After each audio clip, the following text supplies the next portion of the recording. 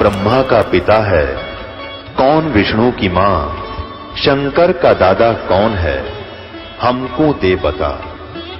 ये जानने के लिए कृपया सुनिए।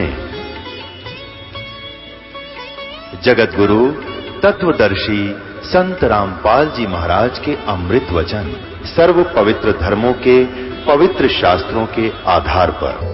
पूर्ण ब्रह्म सारी सृष्टि के रचनहार, कुल मालिक, अनंत कोटि ब्रह्मांड के रचनहार कबीर परमेश्वर की असीम कृपा से आज इस घोर कलयुग में इस पवित्र नगरी दिल्ली मंडल के अंदर ये 6 अप्रैल सन 2004 से सत्यनारायण कथा प्रारंभ हुई। जिस नगरी के पुण्य उदय होते हैं उसमें ऐसे शुभ समागम शुरू हुआ करते हैं और जिन पुण्यात्माओं को ऐसे शुभ समागमों में आने का सुअवसर प्राप्त होता है वो बहुत ही पुण्यकर्मी प्राणी होते हैं।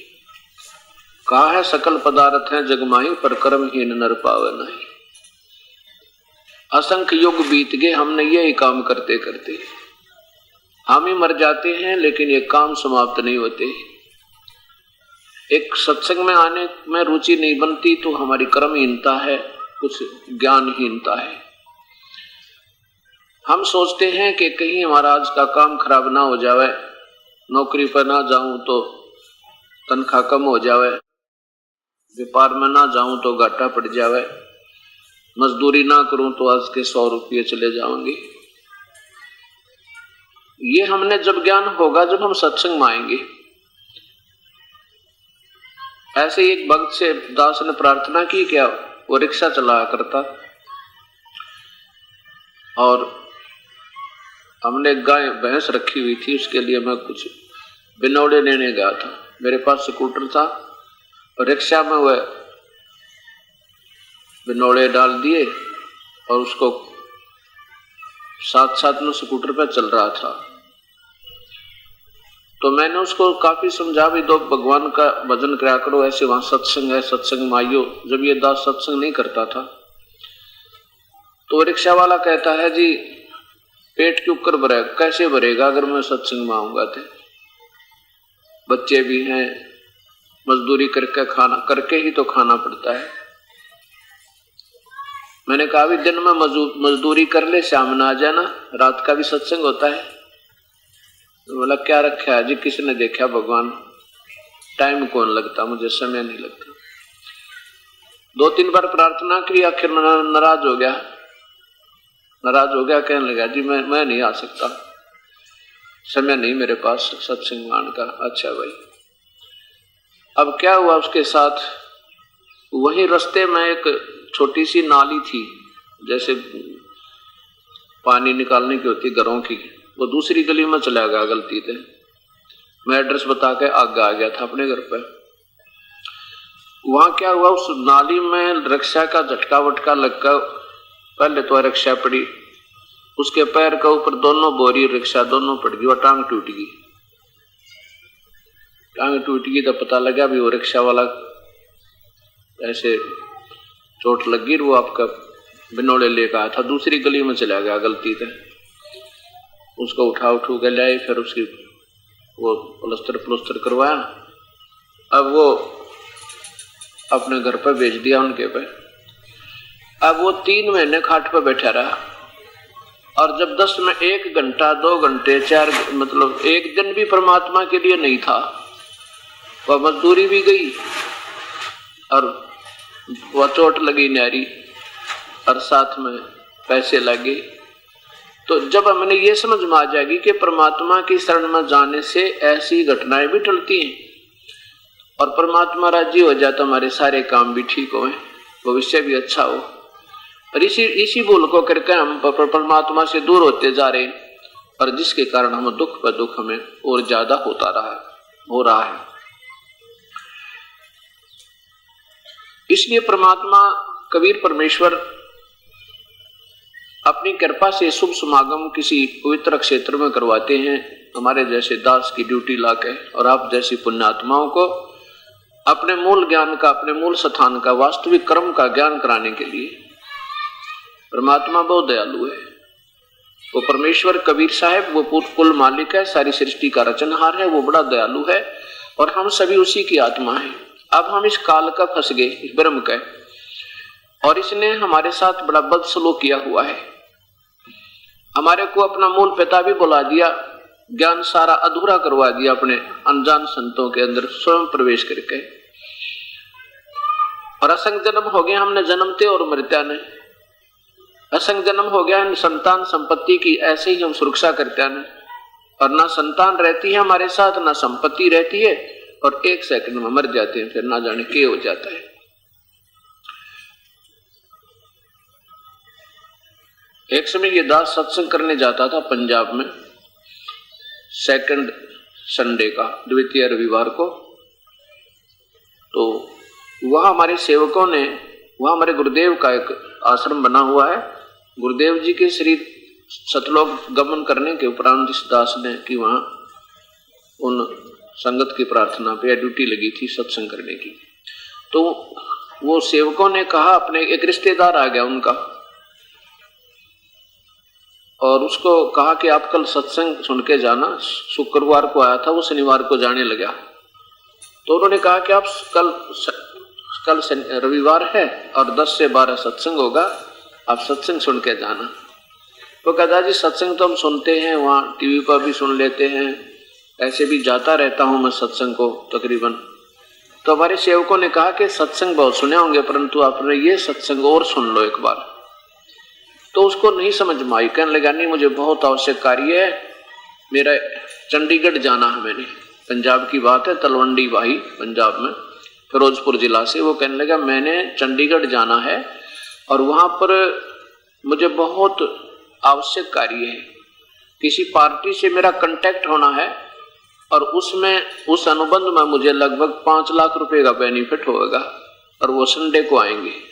संडे को 1 बजे आना, उन्हें रविवार को 1 बजे आना है। तो हमारे सेवकों ने कहा कोई बात नहीं, 10 से 12 सत्संग सुनो, उनको फोन कर देंगे, 2 घंटे इंतजार कर लेंगे कि ऐसी बात है,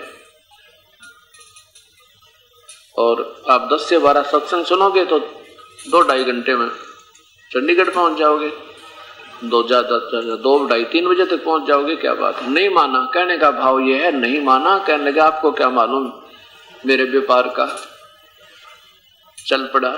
अंबाले के पास आके एक बजरी का ट्रक खड़ा था, उसके पिछला कोई डिफेक्ट हो रहा था, पिछले 4 टायर निकाल रखे, पिछले नीचे जैक ला रखा था, और बजरी से भरा हुआ लोडी ट्रक, मारुति कार में पूरा परिवार, पूरी स्पीड में मारुति उस ट्रक के नीचे घुस गई और जैक हटके ऊपर गिर गया, एक सारे के सारे समाप्त हो गए।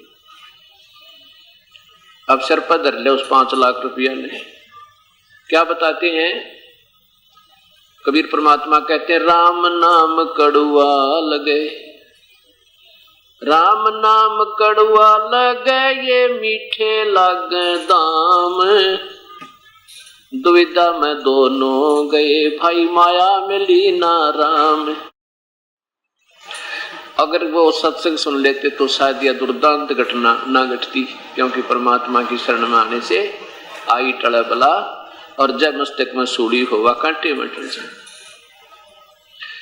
हम परमात्मा के संविधान से बहुत दूर हो गए, और जिनको किसी देश के संविधान का ज्ञान ना होता वही लोग दोष वही करते हैं, वो लोग वही पाप करते हैं, वही कानून भंग करके फिर सजा पाते हैं।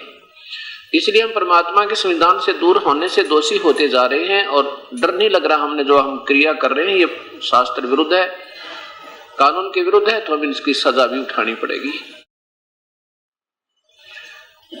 इसलिए परमात्मा कबीर परमेश्वर कहते हैं कि परमात्मा की भक्ति करो, कबीर हरि की भक्ति करो, तज विषयों रस चोज, और बार बार ना पाओगे ये मनुष्य जन्म की मौज। वह पृथ्वीपति चकवे गए जिनके चक्कर चलंत, पृथ्वीपति सारी पृथ्वी के राजा भी चले गए जो शासन करते थे, और उनके साथ कुछ नहीं गया, जो उनके साथ जाना था उसका उन्होंने ध्यान नहीं दिया। क्या बताते हैं, कबीर हरि के नाम बिना ये राजा रे सब हो, मिट्टी लदे कुमार के, घास न डाले कोई। देख कितना कष्ट बनेगा उस प्यारी आत्मा राजा को। क्या बताते हैं कि राजा से ज्यादा सुख सुविधा युक्त और राजा से समर्थ आम व्यक्ति नहीं है। और जब राजा भी भक्तिहीन पशु बनेगा तो आम व्यक्ति का कहां ठिकाना। इस एक के उदाहरण में हमने सारा समझ लेना चाहिए। और अगर राजा भी प्रभु की भक्ति करे, सत मार्ग का ज्ञान हो जा, तो राजा तो प्रजा का पिता होता है और भी अच्छे ढंग से प्रजा का पालन कर सकता है, अपनी भक्ति भी कर सकता है, जनता का एक अच्छी दुआएं लेकर के श्रद्धा का पात्र भी बन सकता है। और बहुत से राजा हैं जिन्होंने भक्ति भी की और प्रजा का पालन भी किया। जब परमात्मा साथ हो जाता है तो हर इंसान की बुद्धि भी ठीक रहती है, श्रद्धा रहती है, बुराइयां कम होती है, उपद्रव समाप्त हो जाते हैं, तो राजा का राज सुचारू चलता है। हम परमात्मा से दूर होकर अपनी राजनीति के आधार पर, अपने शान पद के आधार पर, ना जाने राजा अपने राज को बचाने के लिए और के जुल्म कर दे और फिर उस जुल्म का उसने भोग भोगना पड़े। और होना वही है जो उसके मस्तिष्क में, राजा वही बनेगा जिसके भाग में लिख रखा है, दूसरा बन नहीं सकता, तो सिर पटक ले। इसके लिए फिर बुराई भी क्यों करे, प्रभु पर छोड़ दे, प्रयत्न करे, ठीक है, नहीं सूत बैठा तो उसकी रजा समझे। ऐसी जब भावना हमारे अंदर हो जाएगी तो परमात्मा हर इंसान के साथ हो जाता है जो उसकी सतमार्ग पर, उसके संविधान से चलता है। अब वो राजा जो भक्ति नहीं करेगा तो फिर क्या होगा, गधा बनेगा। और गधे के साथ क्या सलूक होता है सबको मालूम है। क्या सलूक होता है कि नीचे से कुम्हार पजावा लगाता है, पजावा, उसमें यानी एक लोकल ब्रिक किलन होता है, उसमें नीचे से कच्ची ईंटें उसके बोरे में डाल देता है 2.5 मन, और वो चढ़ता 50 फुट की ऊंचाई पर, और वहां कच्ची उतारता है और पक्की फटाफट उसके आमा फिट करके उसको धक्का दे देता चल। और सुबह से लेकर शाम तक पानी भी नहीं पियाता उसको, चारा भी नहीं चरने का समय देता। शाम के समय जो बिल्कुल सारा काम से फारिग होगा तब उसको धक्के दे देगा, चल तू बनी में जंगल में घास अपना पेट भर का। अब देखो उस गधे की कमर पे जख्म हो जाता है और जख्म के ऊपर वो कोरस सैंड यानी ईंटों का वो रेत आकर उस पर गिरता है और ऊपर से वजन से फिर ऐसे उसके ऊपर ऐसे रगड़ लगती है, ऐसे घर्षण होती है, उसकी आंखों से पानी पड़ता है। अब उसके वो विवश हो गया। अब जैसे किसी के जरा सी कोई खरोच आ जाए और उसके ऊपर कपड़ा भी लग जाना, आंखों में का पानी आता है, इतना पीड़ा होती है हाथ में। और उस समय जब वो राजा था उसने सोचा भी नहीं होगा कि ये कहानी बिगड़ेगी, ये जुल्म होगा तेरे साथ, क्योंकि समय पर रोटी मिले, अच्छी बढ़िया व्यवस्था होगी, 1000 आदमी से लूट मारनीय होगे, के जरूरत भगवान की। तो इसका ज्ञान हमें सत्संग में आने से होगा, सत्संतों के विचार सुनने से होगा, बार बार रह रहकर सुनने पड़ेंगे। जैसे एक बार ना समझ में आओ दूसरी बार सुने, दूसरी बार भी नहीं समझ में आओ तीसरी बार सुने, क्योंकि ये भी तो रंग धीरे धीरे चढ़ेगा। जैसे उस आम समाज के माया जोड़ने का, सुखी प्रभुता का हमारे ऊपर ये आवरण छा गया। उसके बाद क्या बताते हैं कि बीबी पर्दा रही थी, वो डोडी लगे थी बार।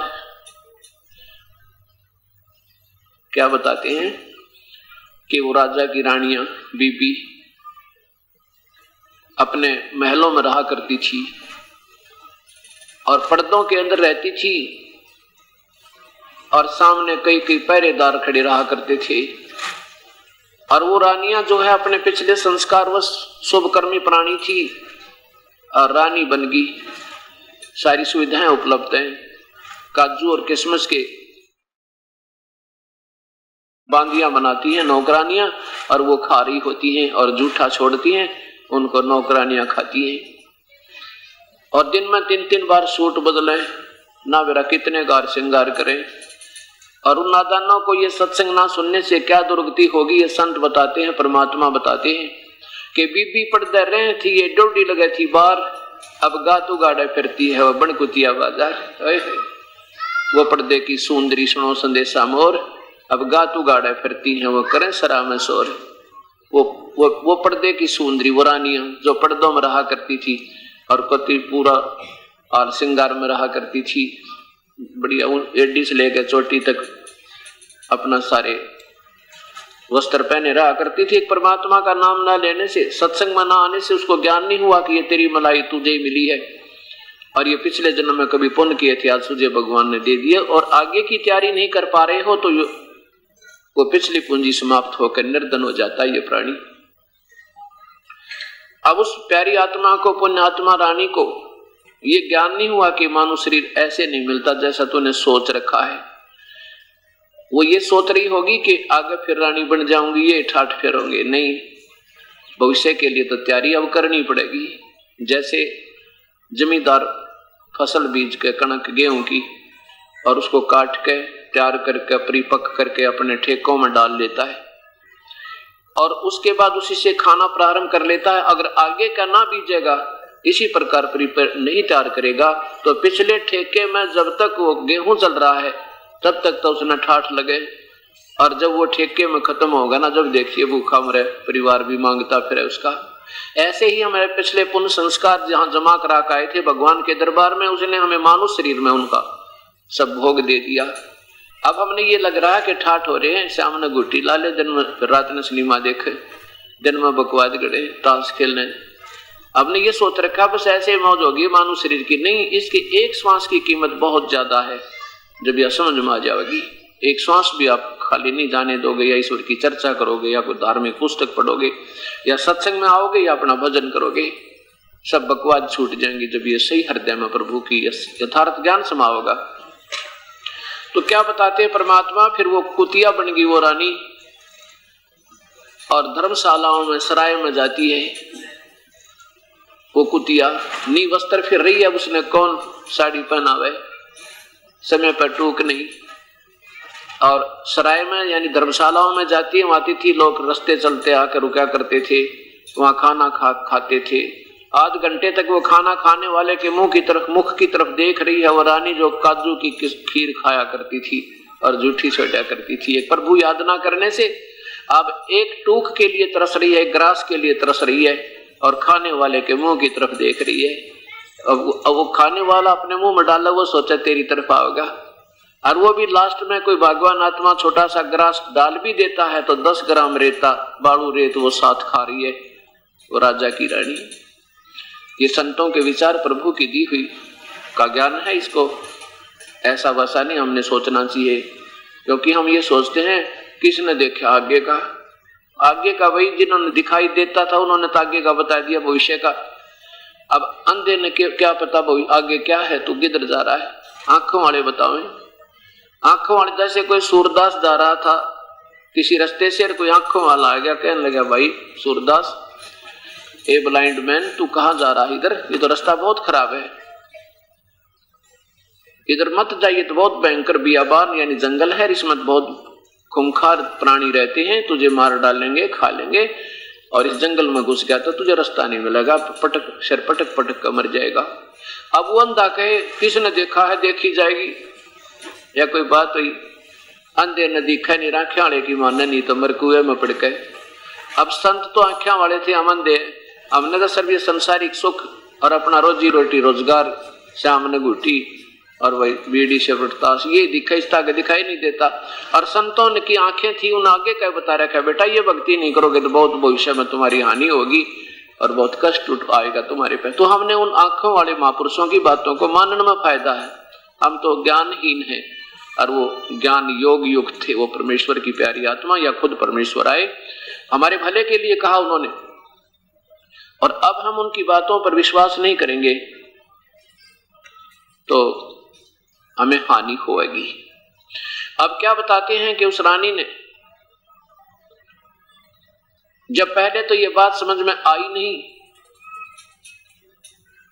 पहले तो ये सोचा नहीं कि वास्तव में यह कहानी ऐसी खराब हो जाएगी, और जब ये सचमुच बात बिगड़ गई अब क्या बने उसका।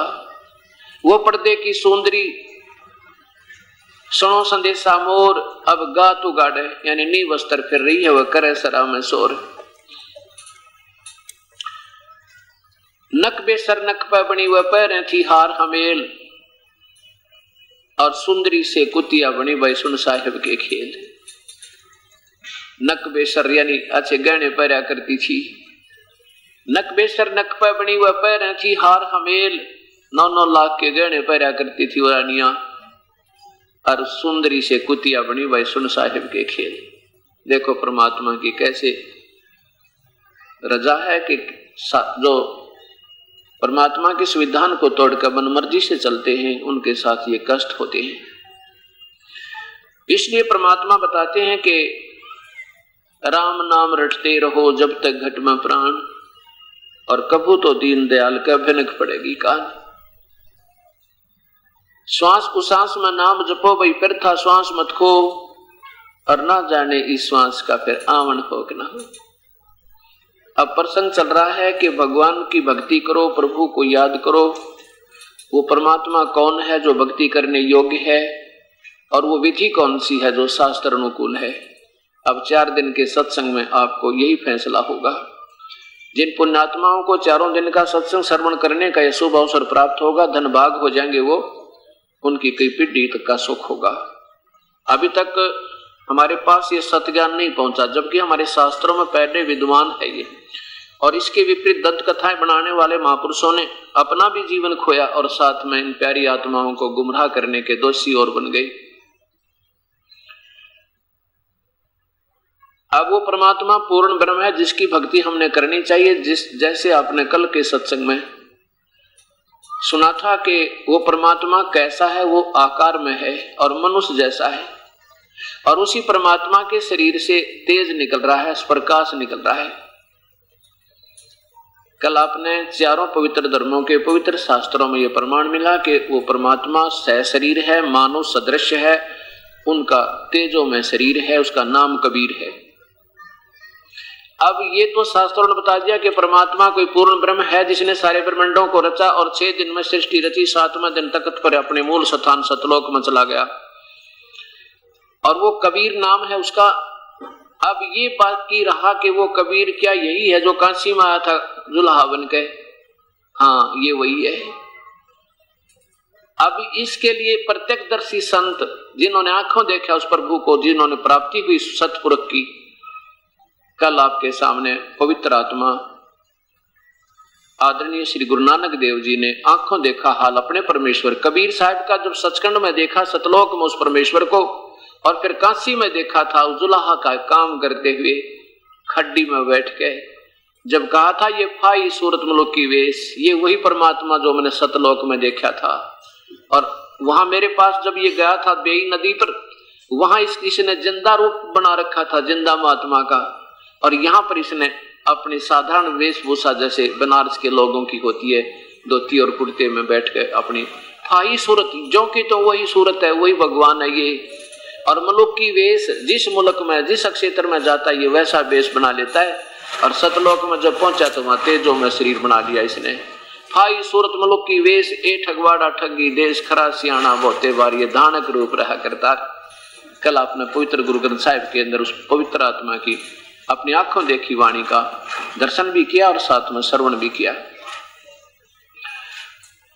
ए ठगवाड़ा ठगी देश, ठगवाड़ा ठगी देश कैसे कि ये किसी को ये भेद नहीं लगने देता कि मैं पूर्ण ब्रह्म हूं।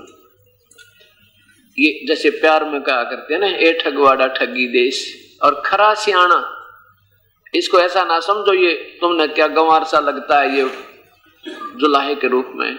खरा सियाणा बहुते भार माने ऐसा नहीं है जैसे तुमने एक जुलाहा दिखाई दे है कि यूजलेस आदमी नहीं, बहुत बहार यानी बहुत वजनी, बहुत कीमती है ये, यानी बहुत ही इसकी वैल्यू है, ये परम पिता है।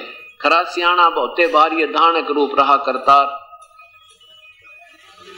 मैं कीता न जाता हराम कोर।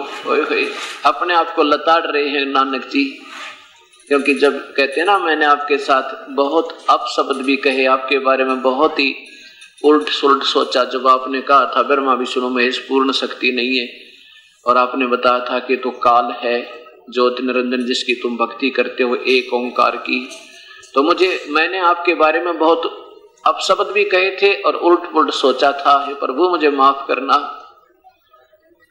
कहते मैं कीता न जाता हराम खोर, वो किया मुंह देसा दुष्ट चोर, और नानक नीच कह विचार। अपने आप को कितना अधीन कर रहे हैं नानक जी के। नानक नीच कह विचार, होए होए, अपने आप को नीच कह रहे हैं परमेश्वर के सामने कि मैंने आपके साथ बदव्यवहार किया था। नानक नीच कह विचार, ये धानक रूप रहा करतार, कि मैं सोच समझ कर बता रहा हूं तुमको, ये वास्तव में परमेश्वर ये काशी में बैठे एक परमात्मा की प्यारी आत्मा चशम दीन गवाह का आपके सामने प्रमाण हुआ कि काशी में आए हुए ही ये कबीर परमेश्वर हैं जो पूर्ण ब्रह्म सतपुरुष है। अब उसके साथ साथ आपको और प्रमाण देते हैं। एक जब कबीर परमेश्वर काशी से 120 वर्ष अपनी लीला करके मानुष सदृश शरीर की या मानुष जैसी लीला करके चले गए थे सह शरीर, उसके लगभग 200 वर्ष के उपरांत वही परमात्मा छुडानी में हरियाणा प्रांत में एक, अब जिला झज्जर है, पहले रोहतक जिला था, उसमें एक छुडानी गांव है छोटा सा, उसमें गरीबदास नाम के एक महापुरुष का जन्म वहां पर जन्म हुआ। जब वो 10 वर्ष के हुए गरीबदास जी, तो उस समय वो पाली जाते थे, पाली यानी गवाले थे, गायें चराया करते थे। गरीबदास जी के का मूल गांव करौथा जहां पर दास का आश्रम है, लेकिन छुडानी में उनके मामा थे, नाना जी थे, और नाना जी का कोई बच्चा औलाद यानी पुत्र नहीं था, केवल पुत्री थी। अर्थात गरीबदास जी के मामा जी नहीं थे, केवल माता और मौसियां थी। उनके नाना जी ने गरीबदास जी के पिता श्री बलराम जी को अपना घर जमाई के रूप में वहां रख लिया था। उनके नाना जी का नाम चौधरी शिवलाल था और श्री शिवलाल जी के 2500 बीघा जमीन थी, और उनके वारिस फिर गरीबदास जी बने थे। तो जब वो छोटे से थे 10 वर्ष के, सन 1717 में गरीबदास जी का जन्म हुआ, आविर्भाव हुआ, और सन 1727 की बात है जब ये वहां पर कबीर परमेश्वर का दर्शन हुआ प्रत्यक्ष रूप में, मनुष्य जैसे रूप में, ज्यों का त्यों। ये गरीबदास जी और साथ 10 वर्ष के और साथ में अन्य कुछ बड़े बड़े पाली गवाले भी वहां सामूहिक रूप से गायें चराने जाया करते थे, और गरीबदास जी के अपने ही नाना जी के खेतों में ये गायें चरा रहे थे। छुडानी से एक कबलाना गांव है 2 किलोमीटर की दूरी पर, उसमें को रास्ता जाता था कच्चा। उस रास्ते के ऊपर ही एक जांटी का पेड़ था, जांटी का पेड़, और फागुन सुदी द्वादशी की बात है। फाल्गुन सुदी द्वादशी वहां वो गायें चरा रहे थे। दोपहर का समय था, 10, 11, 12 बजे का समय था। तो वो पालीगण इकट्ठे होकर के उस जांटी के पेड़ के नीचे बैठे थे। गायें कुछ बैठी थी, कुछ चर रही थी। उसी समय वो परमेश्वर पूर्ण ब्रह्म आए और उनको आकर के राम राम कहा। सब पालियों ने कहा आओ राह चलते, राम राम, बैठो बाबा जी। उसमें भी उस परमेश्वर का स्वरूप जिंदा महात्मा के रूप जैसा था। जिंदा महात्मा, मुसलमानों में एक जिंदा महात्मा होते हैं, ऊपर एक टोप सा बनाते हैं, ऐसे गोल गोल चोटे का, लंबा सा चोटा होता है उसका टोप का, और एक ओवरकोट होता है बिल्कुल जैसे ये कमीज सा पहन रखा है, ऐसे काले रंग का, और एक ही होता नीचे तक, बस वो पहना होता, उसको जिंदा महात्मा कहते हैं। उस जिंदा महात्मा के रूप में वो पालियों के पास, ग्वालों के पास आकर खड़े हुए परमेश्वर।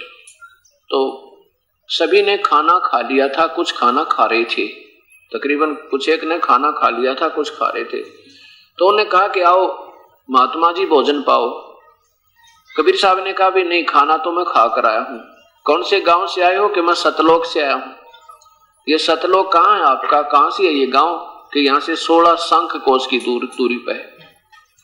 अच्छा ले दूर होगा भाई, आजा फिर रोटी तो खाओ। अग्नि खाना नहीं खाता भाई, दूध तो पी लो जब, क्योंकि पहले अतिथि सेवा बहुत होती थी और कहा करते थे देखो दूध था अपना पीना ही पड़ेगा, ऐसे आग्रह किया उन्होंने। तो परमात्मा ने कहा भी ठीक है, दूध पिलाना चाहते हो तो दूध पीऊंगा, पर मैं पीऊंगा ऐसे जैसे मैं कहूंगा ऐसे पिलाओगे तो पीऊंगा, नहीं तो नहीं पीऊंगा। अब बताओ, जैसे कहोगे वैसे पिला देंगे। कि कंवारी बछिया का दूध निकालो वो पीऊंगा। कंवारी बछिया, गाय की बच्ची का, यानी जो ब्याई ना हो कभी भी, उसको कंवारी कहते हैं।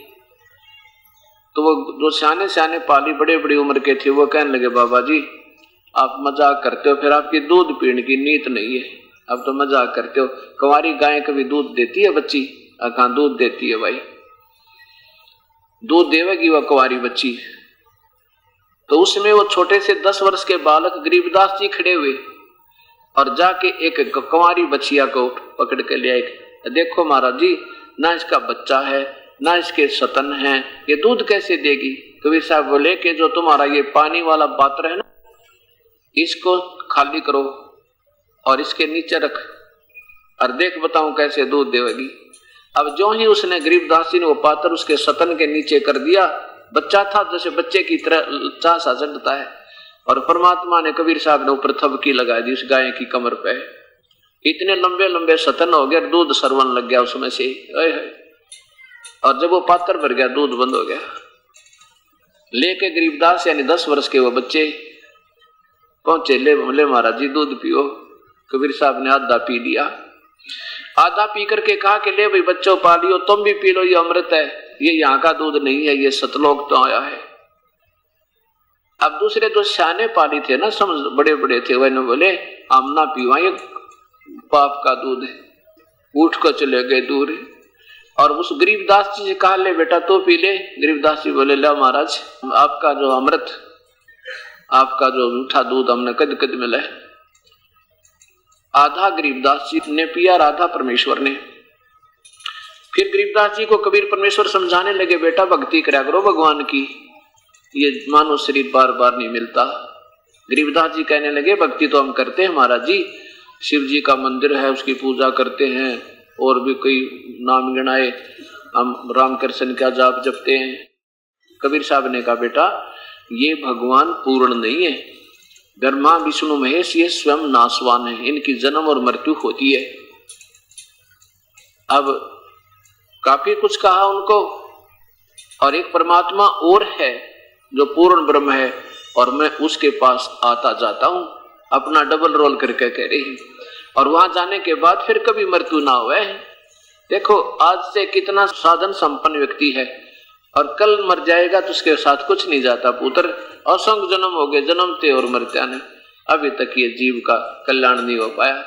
और कितना कष्ट है, किसी की टांग कटी हुई है, किसी की आंखें फूटी पड़ी हैं, किसी को कोड लगा हुआ है, किसी का बेटा मर गया, किसी की बेटी मर गई, किसी को व्यापार में घाटा, रात में नींद नहीं आती।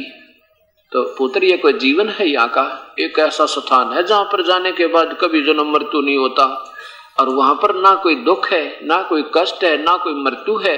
इतना सुंदर शरीर मिलेगा, वहां परमात्मा के दर्शन होते रहते हैं, इतना प्यार से प्राणी रहते हैं, कोई मुकदमा नहीं, कोई लड़ाई नहीं, कोई झगड़ा नहीं। और ना कि तब पाड़ी जाना, क्यों पाड़ी ना दुख बहुत होया करे। तो कहने लगे हे भगवान, फिर वो कहाँ वो भगवान, कैसे जाया जा सकता है वहां पे? कबीर साहब बोले मैं मंत्र दूंगा उसके पाने का, और उसका जाप किया करिए बेटा, फिर जब तेरा पूरा समय होगा ना इस मानव शरीर का, फिर तू मेरे वहां पहुंच जाएगा वहीं पर, और मैं तुझे लेने आऊंगा। फिर गरीबदास जी कहने लगे मन मुझे एक बार दिखा दो बाबा जी वो स्थान, फिर मेरा विश्वास हो जाएगा। कबीर साहब बोले अच्छा तो पहले तुझे दिखाता हूँ, बैठ जा। तू बैठ गया अपना, कहने लगे ले मंत्र जाप करिए, नाम दे। पहला नाम दिया, जलपान जैसे दूध के साथ वो पेय पदार्थ के साथ दिया जाता है, और कहने लगा अब चल मेरे साथ। शरीर वहीं छोड़ दिया, आत्मा निकाल ली। ब्रह्मा का लोक दिखाया, विष्णु का लोक दिखाया, शिव का लोक दिखाया, धर्मराज का लोक दिखाया, फिर ये काल दिखाया कि देखो बेटा ये काल बैठा जिसको ये निराकार मान्य चारों धर्म, ये तीनों धर्म जो है ना, जिसको पहले चौथा धर्म नहीं था बाद में बना, ये तीनों, हाँ चारों धर्म बन चुके थे उसमें। हाँ कहते चारों धर्म अब जिसको निराकार मानते हैं ये दिखाओ, आपको दिखाता हूं। ये बैठा वो काल ज्योत नरेंद्र जिसको ओंकार कहते हैं, जिसी को मुसलमान बेचून कहते हैं और ईसाई उसे फॉर्मलेस गॉड कहते हैं, आकार रहित तो भगवान। ये देखो ये बैठा आकार में, और जैसे अर्जुन को दिखाया था उसने अपना रूप ये वही काल है, ये बैठा यहाँ पर। और ये तपतशिला दिखाई, देखो बेटा यहाँ पर 1 लाख प्राणियों को, मानुष शरीरधारियों को रोज खाता है यहाँ पर भून कहिए। इसके लिए इसने अपने तीनों पुत्रों ब्रह्मा विष्णु महेश की ड्यूटी ला रखी है। ब्रह्मा शरीर पैदा करवाओ बच्चे, और विष्णु जी यहाँ पर सती थी प्यार, इनमें एक दूसरे में मोह ममता पैदा करके रोके रखे, और शिव जी मार कर यहाँ भेज देता है। और फिर वहां जब जाते हैं तो ये काल बैठा है अंतिम स्थल पर। कहां पर? बिल्कुल 21वें ब्रह्मांड के अंत में। ये देखिएगा, ये काल यहां बैठा है इस 21वें ब्रह्मांड के आखिर में। ये ज्योत निरंजन काल के 21 ब्रह्मांड का लघु चित्र, ये तपतशिला है। और ये काल यहां बैठा है इस स्थान पे, और यहां आता है इस बहुत बड़ा क्षेत्र है, ये बहुत बड़ा। और यहां बैठा है इस द्वार के ऊपर। ये 11वां द्वार है। ये अभी तक हमने 10वां द्वार का जो है ना रट लगा रखी थी, ये 11वां द्वार है। यहां ये काल बैठा है। और यहां जब ये किसी को नहीं जाने देता, इसको इतना भय रहता है कि कोई निकल ना जा, इसने रोक रखा जैसे पशु रोक लिया करते हैं। और जब परमात्मा कबीर साहब के सतनाम सच्चे नाम का, सतनाम कोई जाप नहीं है, उस वास्तविक मंत्र का जाप जिस प्राणी के पास है, तो वो इसके सिर पर पैर रख के काल वहां जाते ही उस मंत्र के सामने, जिसके पास सही मंत्र है उस मालिक का, इसका सिर नीचे हो जाता है।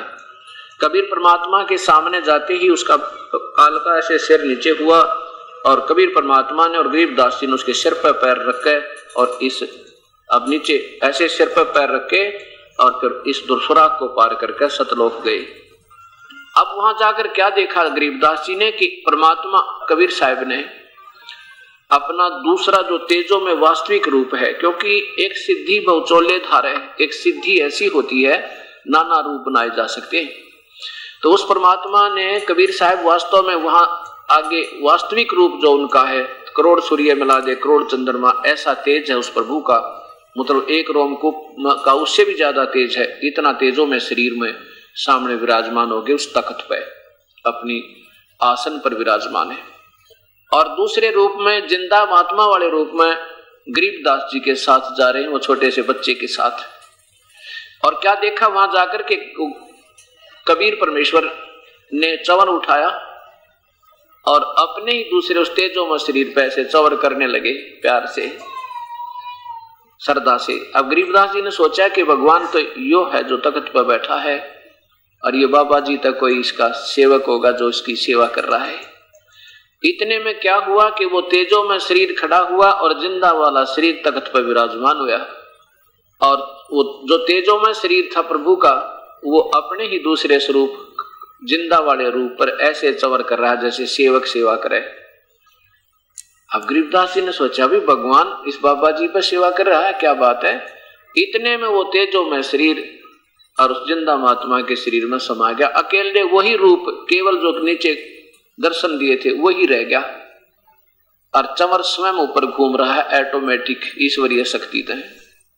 अब गरीबदास जी को ये सब कहानी बताई परमात्मा ने, बेटा तुम मेरी आत्मा हो और तुम अपनी गलती से काल के साथ चले गए। उसने 70 युग और 64 युग 3 बार तपस्या करके ये 21 ब्रह्मांड मेरे तो मांग रखे, और तुम इसके साथ अपनी नादानी के साथ चले गए। मेरे से तुम दूर हो गए, तुम मेरे बच्चे हो, मेरी आत्मा हो, चाहे कोई हिंदू है, चाहे मुसलमान, चाहे सिख या ईसाई, ये सब मेरे बच्चे हो। और काल तुम्हें नारे नारे करके आप पर लड़ा रहा है, ये डिवाइड एंड रूल करके तुम्हें दुखी कर रहा। बेटा अपनी भक्ति करके तुम मेरे पास आ जाओ। गरीबदास जी कहने लगे भगवान मुझे यही रख लो, प्रभु मत भेजो वहां काल के लोक में। हे परमात्मा वहां तो कति जुल्म हो रहा, आग लगी पड़ी है 21 ब्रह्मांडों में, कोई प्राणी को सुख नहीं, ब्रह्मा विष्णु महेश को सुख नहीं। श्री राम बन के आए थे विष्णु जी, एक सांस भी सुख का नहीं ले पाए वो बेचारे यहाँ पे। और श्री कृष्ण आए थे वही विष्णु अवतार, सारा जीवन दुख में रहा उस प्यारी आत्मा का। कैद में जन्म हुआ, मामा दुश्मन हो गया, कभी शिशुपाल मारे, कदे चाणूर मारने आवे, कदे जरा सिंह के साथ लठम लट्ठा, अंत में फिर पारदी से मारा गया, आपस में कट कर मर गए। 56 करोड़ यादव का विनाश हो गया। ए भगवान वहां ना भेजो, मुझे यही रख लो। तब कबीर परमेश्वर ने कहा देखो बच्चा ऐसे नहीं रख सकते हम, तुम स्वेच्छा से वहां गए हो और तुम्हारे ऊपर काल का ऋण गणा हो गया, असंख्य योग हो गए तुमने उसके उस जहाज में घूमते ने, क्योंकि ये पृथ्वी भी एक जहाज की तरह घूम रही है और इस पर हम बैठे हैं, उसी का दिया हुआ सफल आहार, अनाहार, जल पान और जितनी वायु का सेवन हम उसी की कर रहे हैं। और हम छोटा मोटी साधना करते हो तो वहां स्वर्ग में खा करके उसको जीरो हो जाते हो। ऐसे तो मृत्यु और जन्म के चक्कर में पड़े हुए हो। वापस तुझे जाना होगा और मैं तुझे सतनाम दूंगा, बाद में आऊंगा 4 महीने पीछे या 6 महीने के बाद तुझे सतनाम दूंगा। ये तो पहला मंत्र जाप कर और फिर तुझे सारनाम दूंगा बेटे, तेरे ऊपर हरदम पंजा रखूंगा अपना, और तू आप भी भक्ति करना और सारे औरों को भी बताना, और फिर पूरी कमाई करके उसका ऋण मुक्त होकर तू यहाँ आ सकते हो, नहीं तो यहाँ रख नहीं सकता मैं तुम्हें, ये नियम है। उधर से क्या हुआ, गरीबदास जी तो अपने परमात्मा के चरणों में जा गए हुए हैं। उधर से जब काफी देर होगी, वो गरीबदास जी का शरीर, वो 10 वर्षीय बच्चा ऐसे बैठा है, आंखें खुली हैं लेकिन बैठा है जो का तो शरीर समाधि की तरह। तो कुछ जो दूसरे पाली थे उन्होंने 1-2 घंटे पाछे देखा कि भाई ये उठ नहीं रहा, क्या बात है। आकर कहने लगे भाई खड़ा हो, क्योंकि वो लड़की का लड़का था। कोई भांजा कह रहा है, कोई गरीबू कह रहा है, कहते गरीबू खड़ा हो और तेरी बारी आ गई गायें घेरने की। अब नहीं बोला, एक बार आवाज लगाई, 2 बार, फिर पकड़ के हिलाया, कहने लगा खड़ा हो भगत जी, उठेगा कि नहीं आज तू। अब ऐसे ही हिलाया तो वो लुढ़क गया, क्योंकि उसमें आत्मा तो थी नहीं, केवल कवर था। अब उनको वो भय हो गया कि तो मर गया भाई। मर गया किस कारण से, क्योंकि इसने जो है वो जंतर मंत्र का दूध पी लिया, इसलिए मर गया। अब गांव में भागे आए, गांव में आके बता लड़की का लड़का मर गया, लड़की के लड़के की मृत्यु होगी। रानी नाम था उस, श्रीमती रानी नाम है उस था माता जी का। और वो अकलौते पुत्र थे, 10 वर्ष के हो गए थे, वो भी 12 वर्ष के बाद शादी के गरीबदास जी का जन्म हुआ था। तो दोनों माता और पिता सुनकर अपने इकलौते पुत्र की मृत्यु को बेहोश हो गए, चक्कर आ गया। फिर क्या होता है कि गांव वाले वहां गए, उस 1.5 किलोमीटर की दूरी पे खेतों में, वहां से फिर उस शव को लाए, फिर उनके करोथा गांव से उनके हकीकी बुलाए, इतने वो प्रोसीजर शुरू किया उन्होंने उसकी अंतिम संस्कार करने का। उधर से परमात्मा कबीर साहब फिर उनको छोड़ने के लिए वापस आते हैं तो वहां एक धर्मराज का लोक है। धर्मराज जो यहाँ सब एक ब्रह्मांड में सबका हिसाब किताब रखता है। उस धर्मराज के दरबार में जब कबीर परमेश्वर पहुंचे तो धर्मराज यानी यहाँ का ये चीफ जस्टिस एक ब्रह्मांड का हाथ जोड़ के और कुर्सी छोड़ के, चेयर छोड़ के दूर खड़ा हो गया और कहा है परवरदिगार विराजमान हो। और जैसे उच्च अधिकारी निम्न कर्मचारी पर डांट लगाता है, उसको अपने समर्थता का प्रतीक और आदेश देता है, ऐसे परमेश्वर कबीर साहब उस प्यारी आत्मा गरीबदास जी को साथ लिए उस धर्मराज को डांट लगा रहे हैं। क्या बताते हैं गरीबदास जी ने फिर आके अपनी वाणी में बताई, आंखों देखा हाल। धर्मराय दरबार में देई कबीर तलाह के, मेरे भूले चुके हंस को तुम पकड़ियो मत कजा के। क्या कहते हैं परमात्मा, धर्मराज को धमका रही हैं कि खबरदार हो कजा के निकम्मी आत्मा हो, तुम काल के जाल में फंस गए और अपने आप को भूल चुके हो। अब मेरी आत्मा, मेरा हंस, जिसने मेरा सच्चा नाम पूरे संत तक प्राप्त हो, और वो भूल भटक के भी अगर कहीं और उसको तुम ले मत आना, उसका अकाउंट तुम्हारे पास, तुम उसका लेखा जोखा भी मत करना, उसको मेरे पास भेज देना। क्योंकि इस परमात्मा का एक यहाँ पर भी एक अलग से हर ब्रह्मांड में एक राजदूत भवन होते हैं ना, जैसे प्रत्येक ब्रह्मांड में प्रत्येक देश में प्रत्येक देश का। अब ये एक ब्रह्मांड देखो, ये आपके सामने ये सत्य यथार्थ कथा आ रही है इस परमेश्वर की महिमा की, और यथार्थ भक्ति संदेश ये अब आप तक पहुंच रहा है। ये एक ब्रह्मांड है, केवल एक ब्रह्मांड, जिसमें ब्रह्मा विष्णु और शिव केवल इन 3 लोकों पर, स्वर्गलोक, पृथ्वीलोक और पाताल लोक पर एक विभाग के भगवान है। और यहाँ एक धर्मराज का लोक है जो इन सब प्राणियों का लेखा जोखा करता है। चाहे किसी को महास्वर्ग में जाना है तो महास्वर्ग में जाओ, महास्वर्ग में अपनी कमाई खाकर फिर नरक में आओ, नरक के बाद यहाँ पर गधे और कुत्ते बनो।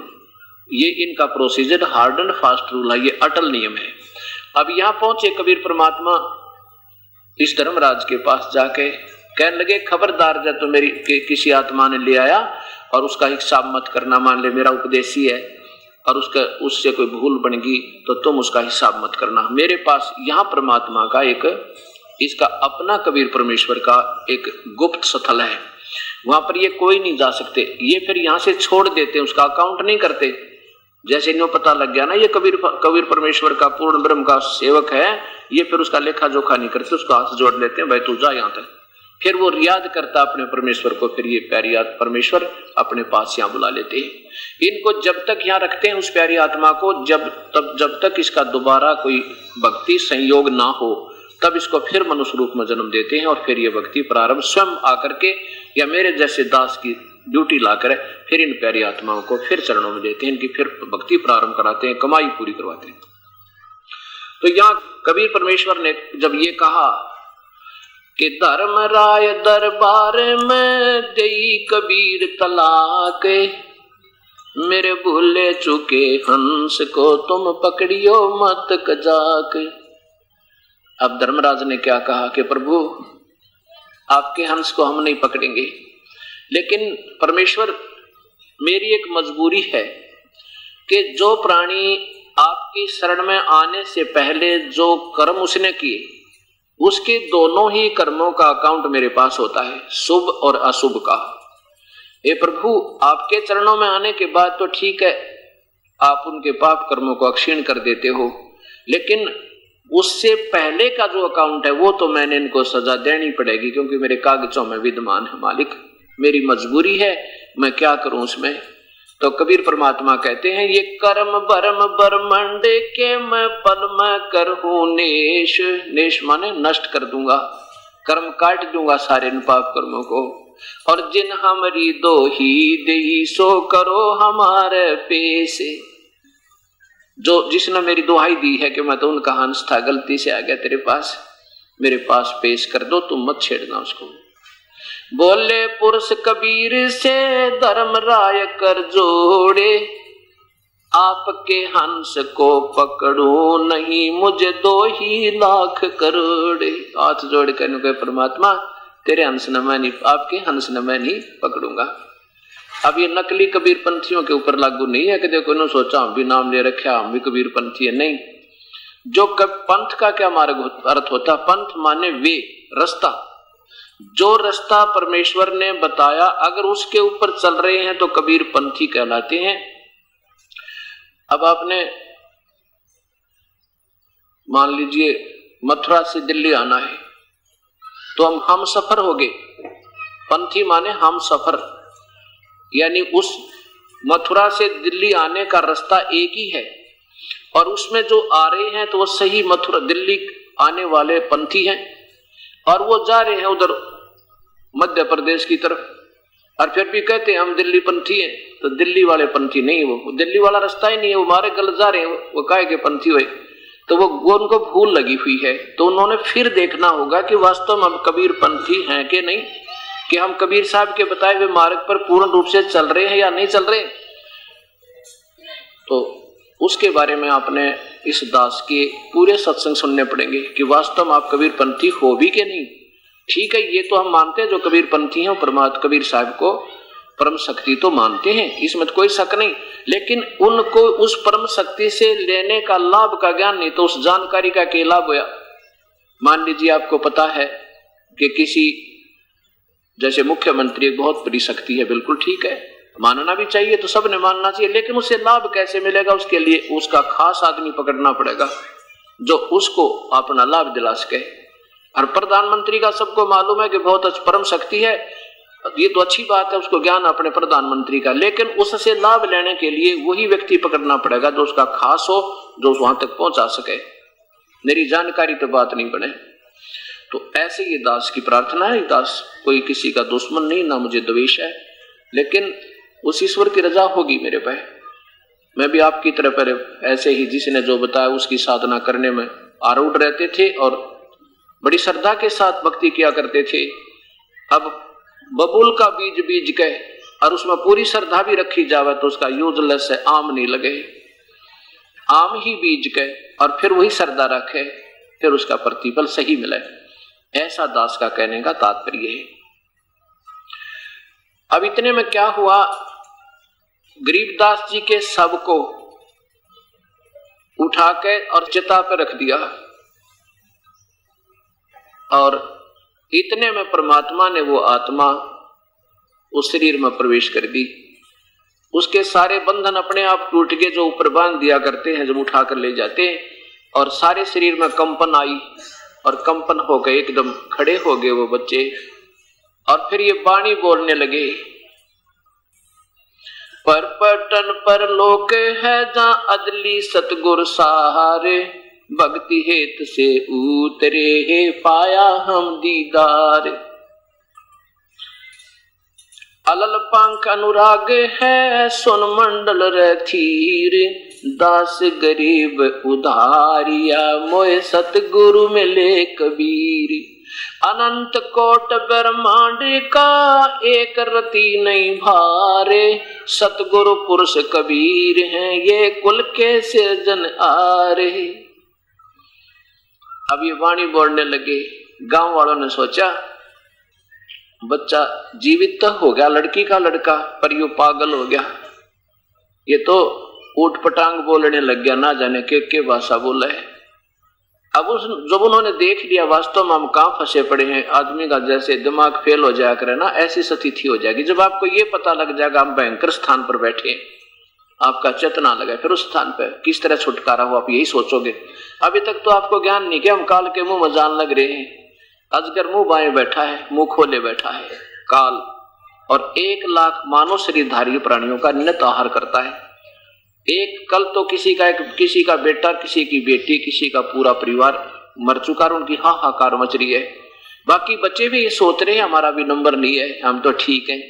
और यहाँ तो कहते हैं कबीर साहब, झूठे सुख को सुख कहे ये मान रहा मन मोद, ये सकल चबीना काल का कुछ मुख में कुछ गोदे। सकल चबीना काल का आहार है ये काल का, सब यहाँ पर कुछ मुख में वो तो खा चुका और बाकियों को खिला रहा है, पाल रहा है। तेरा कार है, तेरी कोठी है, तो लूट ले दुनिया ने, है मौज कर ले सारी, और कल ना पता किस टाइम बात बिगड़ जाए उसकी भी, फिर कुछ भी को ना, कुछ भी नहीं हमारे हाथ में। जब इन बातों का हमें ज्ञान होगा तब हम यहाँ से बिल्कुल एक ही दिशा उस परमेश्वर में रहेगी। ठीक, अपना संसारी काम भी करेंगे और डरते डरते करेंगे, भगवान कहीं कर्म ना बिगड़ जाए, किसी की आत्मा दुख ना जा, हमारी भक्ति हीन ना हो जाए। फिर तो ऐसी स्थिति आएगी। एक बार गुरु नानक देव जी को जब ये सच्चा ज्ञान हो गया था, परमेश्वर के दर्शन हो गए थे, तब वो मायूस रहने लगे और भगत जनों से पूछने लगे, महाराज जी, है नानक देव जी, आप कभी प्रसन्न चित्त नजर नहीं आते हो, बहुत ही दुखी सा मन रहता है, आप कभी खुश नहीं दिखाई देते। क्या कहने लगे कि ना जाने काल की कर डारे और किस विध ढल जा पासावे, और जिनाते सरते मौत खुड़क दी उन्होंने केड़ा हंसावे। जिन पर 24 घंटे तलवार चले ना, मेरा कौन से का नंबर कब आ जा, बेटे का, बेटी का, भाई का, बहन का, कुनबे के, परिवार का। फिर भाई क्या किस चीज की हंसी यहाँ पर, किसकी खुशी मनाऊं। जैसे गुजरात के अंदर 26 जनवरी सन 2000 का वो दुखदायी दिन आज भी हृदय से भूला नहीं जा रहा।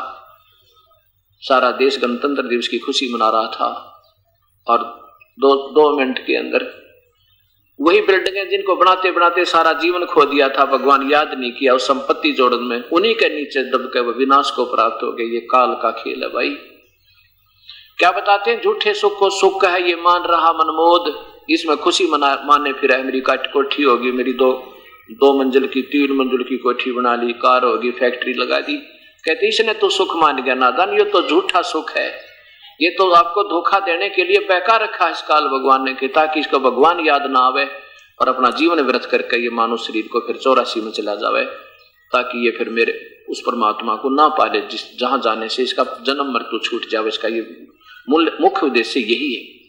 तो क्या कहते हैं गुरु नानक देव जी के ना जाने काल की कर डारे किस विध ढल जा पासावे, और जिनाते सरते मौत खुड़क दी उन्होंने केड़ा हंसावे। फिर किसी ने कहा, भगवान क्या आप कभी भी प्रसन्न नहीं होते?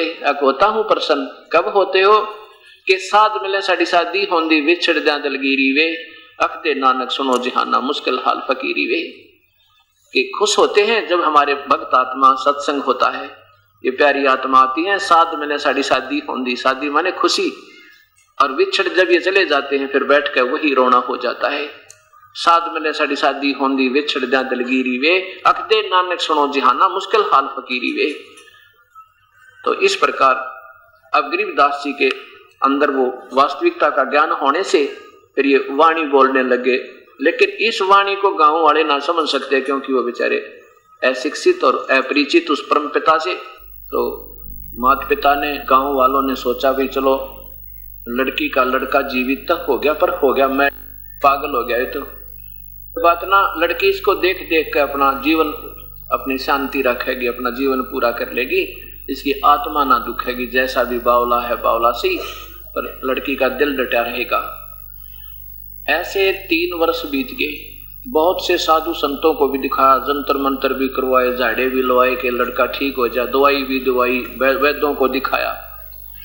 एक दिन एक दादू पंथ, दादू जी भी कबीर साहब, दादू जी को स्वयं कबीर परमेश्वर मिले थे, बूढ़ा बाबा इसी जिंदा महात्मा के रूप में।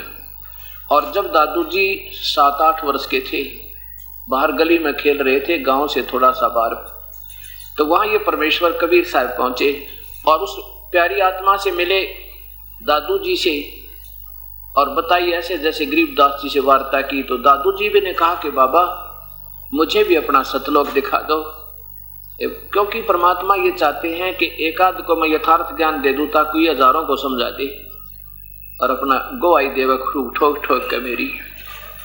तो कबीर साहब कहने लगे, भाई ठीक है, पहले आप उपदेश लो मेरा।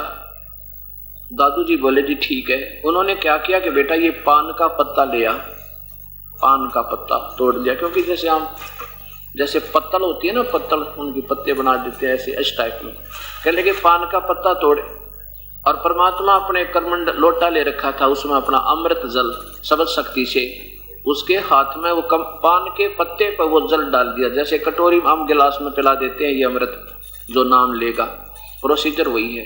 तो वहां गिलास गिलूस था को ना, बोले बेटा पान का पत्ते ना ऐसे कर ले गोल गोल सा, और ले ये अमृत और मंत्र सुन मेरा। पहला मंत्र दिया और वो जल पान के पत्ते को पानी पिला दिया, अमृत पिला दिया, और कहा कि अब चल तुझे मैं अपना वास्तविक लोक दिखाता हूं। फिर इसी प्रकार 3 दिन लग गए दादू जी को, 3 दिन और 3 रात ऐसे बेहोश रहा। शरीर तो रहा लेकिन उसमें श्वास तो चलता रहा, आत्मा नहीं, उसमें होश नहीं रहा। आत्मा को निकाल लेगी, घरवाले उसने घर ठा लिया, लड़का भी बेहोश हो गया। अब श्वास चलता रहा इसलिए उसको फूका नहीं तो उसको दफना भी देते या कितना खत्म कर देते। कभी इसमें श्वास चल रहा है, देखो बेहोश रहा, परमात्मा उस आत्मा को ऊपर ले गई। एक ऐसी सिद्धि होती है कि शरीर को छोड़ दें, शरीर ऐसे हिलता रहता है और आत्मा अपना बाहर घूम आती है। तो उसमें क्या हुआ, 3 दिन और 3 रात ऐसे बीत गए। सारी व्यवस्था दिखाकर दादू जी को वापस छोड़ दिया। उसके बाद दादू जी ने उस परम पिता परमात्मा कबीर परमेश्वर की आंखों देखी महिमा गाई। क्या गाई? जो जो शरण कबीर के वो तिरगे अंत अपारे, दादू गुण के ता कहूं भाई कहते न आवे पारी। उस परमेश्वर की कहते के महिमा गाऊं कबीर परमात्मा की, जो उसकी शरण में आ गए वो तो असंख्यों पार हो गए, बिना गिनती के पार हो गए, सतलोक चले गए। कबीर करता आप है दूजा ना कोई, दादू पूर्ण जगत को हो भक्ति दरड़ावे सोई। दादू जी कहते हैं कि पूर्ण सारे जगत को वही भक्ति सत ज्ञान देते और किसी के पास सत ज्ञान नहीं है। ठेका पूरा होवे तब सब कोई तजय शरीरी, दादू काल चंपे नहीं जपे जो नाम कबीर। ठेका पूरा हुआ, श्वास पूरे होंगे तो सब शरीर त्यागना होगा। और जो उस परम पिता परमेश्वर का सच्चे नाम से संबंध हुआ हो चुका है पूरे गुरु के साथ, उसको काल निकट नहीं आ सकता। ठेका पूरा होवे तब सब कोई तज शरीरी, दादू काल गंजे नहीं, जपे जो नाम कबीरी।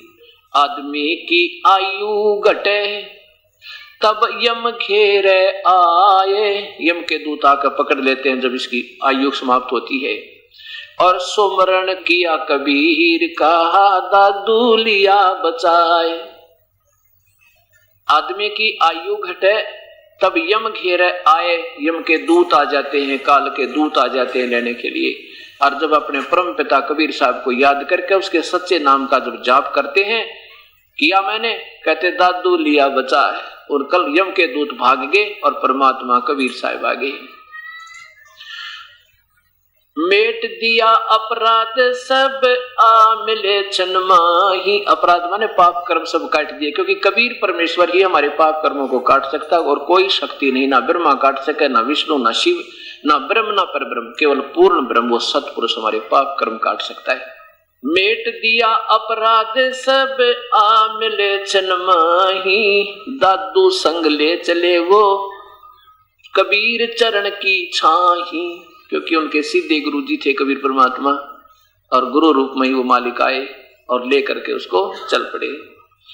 सेवक देव निज चरण का दादू अपना जान, बिरंगी सत कबीर ने कर लिया आप समानी। दादू अंतर्गत सदा ये छन छन सुमरण ध्यान, वारो नाम कबीर पे है पल पल मेरे प्राण। अपने भगवान के ऊपर कहते हैं, मैं पल पल अपने प्राण न्यौछावर करूं। हे परमात्मा कैसे दया करी, इसे कलयुग में मुझे आकर के संभाला आपने। सुन सुन साख कबीर की ये काल न्यवावे माथ, दन दन तीनों लोक में दादू जोड़े हाथ। क्या कहते हैं कि कबीर साहब की महिमा, साख माने उनकी महिमा सुनकर, कबीर साहब की महिमा सुनकर ये 21 ब्रह्मांड का भगवान ब्रह्मा विष्णु महेश के पिता श्री ज्योत निरंजन ये काल भगवान ने कहा माथा ऐसे माथ निभावे, अपने शीश झुका दे उस परमेश्वर की महिमा सुनते ही इतना इतना घबरा जाता है। सुन सुन साख कबीर की ये काल निभावे माथ, दन दन तीनों लोक में दादू जोड़े हाथ।